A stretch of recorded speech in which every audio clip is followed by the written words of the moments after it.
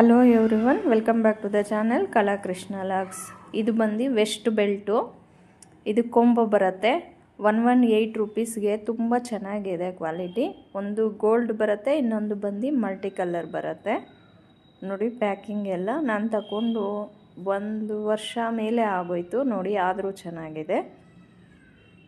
ತುಂಬ ಸಲ ಯೂಸ್ ಮಾಡಿದ್ದೀವಿ ನಾವು. ನೋಡಿ ಗೋಲ್ಡ್ ಅಂತೂ ತುಂಬ ಯೂಸ್ ಮಾಡಿದ್ವಿ.